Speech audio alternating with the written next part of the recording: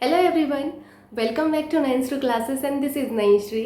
आशा करती हूँ कि आप सभी लोग बहुत अच्छे होंगे और अपनी पढ़ाई बेहतरीन तरीके से कर रहे होंगे। सो आज का ये वीडियो बहुत ही ज़्यादा डिफरेंट होने वाला है और आप सभी लोग थंबनेल देखकर समझ ही गए होंगे कि आज यहाँ पर क्या मैं बताने वाली हूँ। लेकिन आप लोगों को ये समझ में नहीं आया होगा कि इस तरीके का वीडियो देने का जो है उद्देश्य क्या है, आखिर क्यों ज़रूरत पड़ी मैम को इस तरीके का वीडियो देने की। तो आप सभी को मैं एक चीज़ बोलना चाहती कि मेरे चैनल पर स्टडी के अलावा जितने भी वीडियोज़ हैं उन सभी को देने का रीज़न ज़रूर होता है। बिना रीज़न के मैंने कभी भी कोई चीज़ यहाँ पर नहीं दी है स्टडी के अलावा। सो आज मैं यहाँ पर कुछ चीज़ें आप सभी के साथ शेयर करना चाहती हूँ और आपको जो मैंने एक्सपीरियंस किया है, मेरे पास जितना भी एक्सपीरियंस है उस एक्सपीरियंस के बेसिस पर जो मुझे लगा है, तो यहाँ पर मैं आपको समझाने की पूरी कोशिश करूँगी और यहाँ पर मैं बताऊँगी कि मेरी कहाँ गलतियाँ हैं जिस वजह से मैं फेल हुई हूँ। सो प्लीज़ आप लोग इस चीज़ को समझिएगा। और आज के दिन की मैं कहूँगी मेरे लिए बिग अचीवमेंट ही यही होगी कि जो चीज़ मैं आपको बताने वाली हूँ, जो चीज़ मैं आपके सामने रखने वाली हूँ, उस चीज़ को आप समझ पाएँ, मैं उस चीज़ को समझा पाऊँ। क्योंकि ये वन वे टॉक वाला हमारा प्लेटफॉर्म है जहाँ पर मैं तो बोल रही हूँ पर मैं आपको नहीं सुन सकती। तो यहाँ पर मैं अपना बात जो है आसानी से रख सकती हूँ, लेकिन मैं ये नहीं समझ सकती ना कि आपने उस चीज़ को कितना समझा। और ये चीज़ बहुत ही महत्वपूर्ण होती है कि जो मैं समझा रही हूँ उस चीज़ को सामने वाला कितना समझ रहा है, उस चीज़ को इम्प्लीमेंट कितना कर पा रहा है। तो अगर आप लोग भी इस चीज़ को समझ रहे हैं, अगर अपने जीवन में इम्प्लीमेंट कर पाएँ इस चीज़ को, तो प्लीज़ आप लोग कमेंट ज़रूर करिएगा कि हाँ मैम मुझे समझ में आया है। क्योंकि मैं चाहती हूँ अगर 100 बच्चे भी इस वीडियो को देखते हैं, अगर 10 बच्चों को भी ये चीज़ समझ में आती है तो मेरे लिए बहुत बड़ी अचीवमेंट होगी। सीरियसली मेरे लिए बहुत बड़ी अचीवमेंट होगी ये। तो शुरुआत जो है वो मेरी यहाँ से होती है कि जैसे मेरा ग्रेजुएशन ख़त्म हुआ बीटेक, तो उसके बाद जो है मुझे कुछ और करना था बट वैसा हो नहीं पाया। तो उसके बाद ये हुआ कि मुझे डाइट जो है मिल गया था डीएलएड के लिए। तो डाइट जब मिल जाता है अच्छी रैंक के साथ तो फिर कोई उसको छोड़ता नहीं है। तो फिर जो है सबका यही था कि डीएलएड कर लेते हैं। तो फिर मैंने अपना डीएलएड में लास्ट डे एडमिशन ले लिया। तब डाइट में जो है आपको डेली कॉलेज जाना पड़ता है, नेसेसरी होता है वहाँ पर जाना। तो वहाँ पर जब मैं 6 महीने जो है लगातार कॉलेज गई और उसके बाद जो है मैं जो है उस 6 महीने के दौरान मैंने रगड़ के पढ़ाई की, बहुत अच्छे से पढ़ाई की। क्योंकि जो मैंने पहला एग्ज़ाम देना था वो था मेरा इलाहाबाद हाई कोर्ट ईआरओ का एग्ज़ाम। क्योंकि मैं चाहती थी कि मैं डीएलएड के साथ कुछ और एग्ज़ाम भी दूँ जिसके थ्रू मैं जो है एक सरकारी नौकरी जो है मेरी लग जाती है, तो मैं आगे चल के उस नौकरी से जो है अपना और भी आगे पढ़ पाऊँ और मैं जहाँ पर सेटल हो पाऊँ वहाँ से जाके मैं अच्छे से तैयारी कर पाऊँ जो मुझे करना था।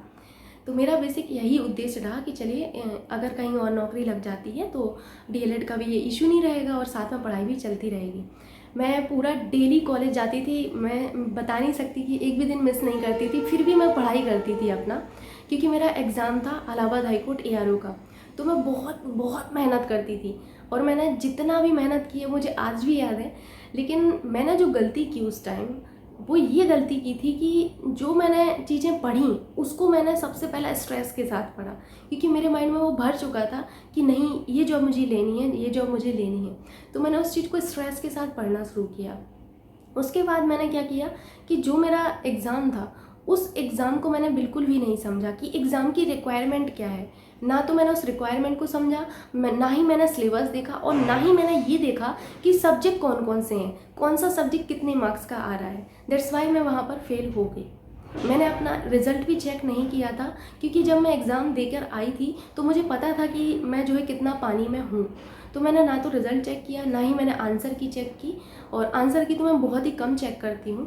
तो मैंने रिज़ल्ट भी अपना चेक नहीं किया था क्योंकि मुझे पता था कि मैं तो पास भी नहीं हूँ और उसमें जो है मेरिट बहुत हाई जाती है।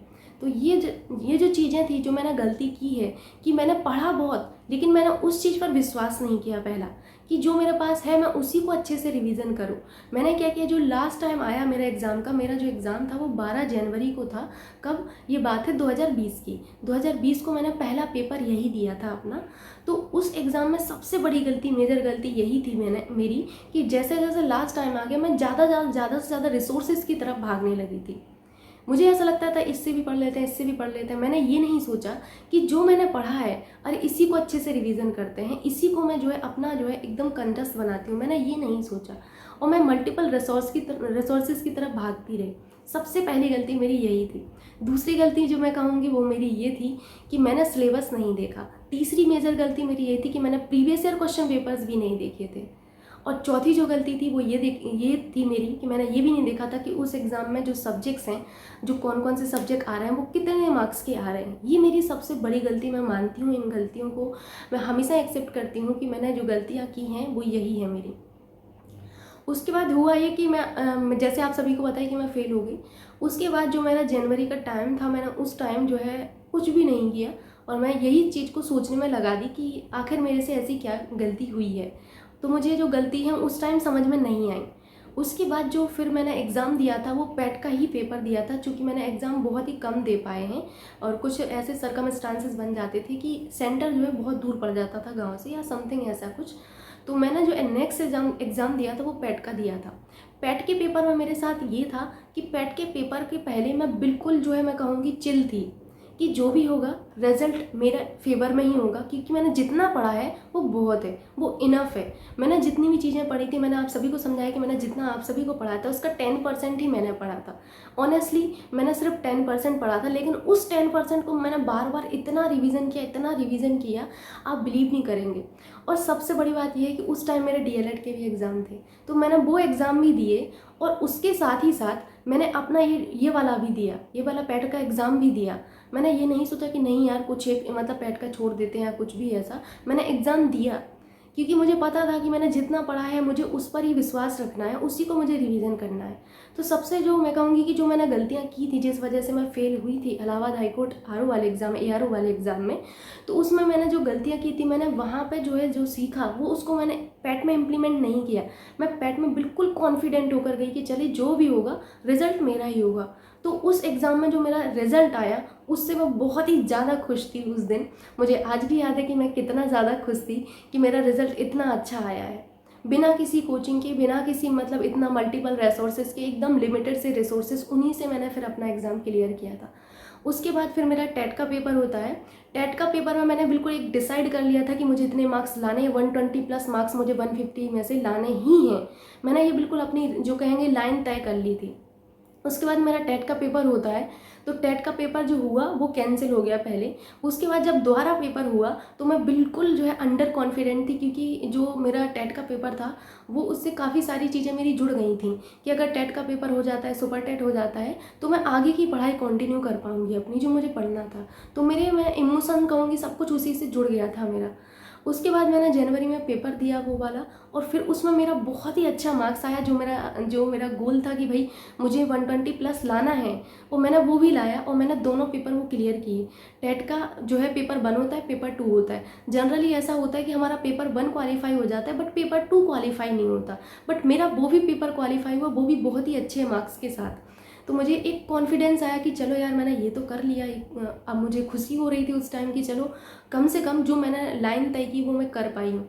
उसके बाद जो है मैंने उसके पहले सीटेट का एग्ज़ाम दिया था। सीटेट में भी मैं अंडर कॉन्फिडेंट थी, क्योंकि मेरे साथ ये होता है कि जब भी मुझे एग्ज़ाम देना होता है उसके पहले मेरे साथ कुछ ना कुछ ऐसा हो जाता है कि मेरा 1 महीने बिल्कुल वेस्ट हो जाता है, कभी घर जाने में, तो कभी किसी चीज़ में, कभी किसी चीज़ में। तो मेरे साथ सीटेट में भी यही था। सीटेट का एग्ज़ाम मैंने दिया, सीटेट का रिज़ल्ट आया। उस दिन मैं बहुत ज़्यादा खुश थी, क्योंकि वो रिज़ल्ट भी मेरा बहुत ही अच्छा था। पेपर 1 और पेपर 2 दोनों ही क्वालिफाई थे। क्योंकि इसके पीछे रीज़न सिर्फ इतना था कि मैंने जो भी पढ़ा अपना जो है इलाहाबाद हाईकोर्ट एआरओ से सीख कर कि मुझे जो है पेपर में कॉन्फिडेंट होकर जाना। उस दिन मुझे ना तो अपनी तबीयत ख़राब करनी है, उस दिन ना मुझे कुछ सोचना है। उस दिन मैंने जितना भी पढ़ा है, चलो कोई बात नहीं, मैंने 1 महीने नहीं भी पढ़ा, कोई बात नहीं, जितना पढ़ा है मैं उसको इम्प्लीमेंट करके आऊँगी। तो मैंने उस चीज़ को इम्प्लीमेंट किया, मैंने उस चीज़ पर जो है विचार किया कि जो मेरे पास है मैं उसी को जो है अच्छे से अपना ब्रशअप करूँगी, उसी को मैं अच्छे से पढ़कर जाऊँगी और उसी के थ्रू मैं एग्ज़ाम देकर आऊँगी। और यही मैंने बाकी सारे एग्ज़ाम्स में किया है। तो मैं बस इस वीडियो के थ्रू आप सभी को यही समझाना चाह रही हूँ कि प्लीज़ आप लोग मल्टीपल रिसोर्सेज की तरफ मत भागें, क्योंकि पेट का एग्ज़ाम बहुत ही जो है ज़्यादा दूर नहीं रह गया है, बहुत कम ही दिन रह गए हैं। तो मल्टीपल रिसोर्सेज की तरफ मत भागें। जितना आपने पढ़ा है, आपने अगर 30% भी कवर किया है तो उसी 30% को आप रिवीजन करें। आप ये कोशिश मत करें कि हम जो है 100% को कवर करें। आपने जितना भी पढ़ा है आप उसी को जो है अपना अच्छे से पढ़ के जाएँ, ठीक। अगर होता है आपका तो ये बहुत अच्छी बात है, नहीं होता है तो अगली बार फिर से हम एग्ज़ाम देंगे, कौन सी बड़ी बात है। लेकिन इस चक्कर में आप अपना ये वाला जो अटेम्प्ट है, ये अटेम्प्ट ख़राब मत करिए। दूसरी चीज़, पेपर कहीं पर भी हो, एग्ज़ाम ज़रूर देने जाइए आप लोग, ये बहुत ज़रूरी है। आपको आज के दिन का नहीं पता है कि आज के दिन क्या होने वाला है। सो हम कैसे बता सकते हैं आगे पैट के एग्ज़ाम में क्या होने वाला है, किसी को भी नहीं पता है, सब कुछ ब्लैंक है यहाँ पर, है ना। तो यही चीज़ है आप सभी के लिए, इस चीज़ को आप समझें। चाहे आप पैट का पेपर देने जाएं, चाहे आप किसी भी पेपर को देने जाएं, पहले उस चीज़ को समझें कि एग्ज़ाम की रिक्वायरमेंट क्या है, एग्ज़ाम हमसे क्या चाह रहा है ना। किस तरीके का जो है उस एग्ज़ाम का लेवल है, सब्जेक्ट कितने मार्क्स के आते हैं, कौन सा सब्जेक्ट कैसा आता है, ये सब चीज़ें एक्सपीरियंस करना बहुत ज़रूरी होता है। और last but not least, previous year question paper, तो जैसे किसी ताले को खोलने के लिए हमें की ज़रूरत पड़ती है ना, वैसे ही है किसी भी एग्ज़ाम के लिए प्रीवियस ईयर क्वेश्चन पेपर किसी की से कम नहीं है, वो की ही है हमारी। सो प्लीज़ आप इन सब चीज़ों को समझने की कोशिश करें, अपने आप पे विश्वास रखें। सामने वाला क्या कह रहा है कि तुम्हारी तैयारी कितनी है कितनी नहीं है, बिल्कुल मत सुने। ठीक है, हमारी 10% तैयारी, हम उस 10% के बेसिस पर देने जाएंगे अपना एग्ज़ाम। ठीक, अपने आप पर कॉन्फिडेंस रखें कि नहीं, मेरा अच्छा ही होगा चाहे जो भी हो। अपने आप को जो है आप बार बार यही कहें कि मैं कर लूँगा, मैं कर लूँगा। कभी ये मत कहना कि नहीं कर पाऊँगा, मैं करके आऊँगा, जो भी होगा रिजल्ट मेरे फेवर में ही होगा, चाहे जो भी हो जाए। सो प्लीज़ आप इस चीज़ को समझिएगा। और मैंने पूरी कोशिश की है यहाँ पर कि जो भी चीज़ें हैं मैं उसको आपको समझा पाऊँ और आप उस चीज़ को समझ पाएँ, ये मेरे लिए बहुत बड़ी अचीवमेंट होगी। सो प्लीज़ आप इन सब चीज़ों को समझिएगा। और मेरा आज का जो है मोटो यही था कि मैं आपको समझा पाऊँ कि आखिर मैं क्यों उस एग्ज़ाम में फ़ेल हुई थी और उसके बाद का जो है मेरा एक्सपीरियंस कैसा रहा चीज़ों का। सो प्लीज़ आप इन सब चीज़ों को समझिए और बिल्कुल स्ट्रेस फ्री रहिए इस टाइम। स्ट्रेस फ्री रहना बहुत ज़रूरी है क्योंकि आप सभी का सेंटर काफ़ी ज़्यादा दूर है, तो उस दूर सेंटर की वजह से जो है अपने आप को आप मेंटेन करके रखिए, अपनी हेल्थ पर ध्यान दीजिए। Thank you so much. मैं आशा करती हूँ कि आप इस चीज़ को समझ पाएंगे। Thank you very much.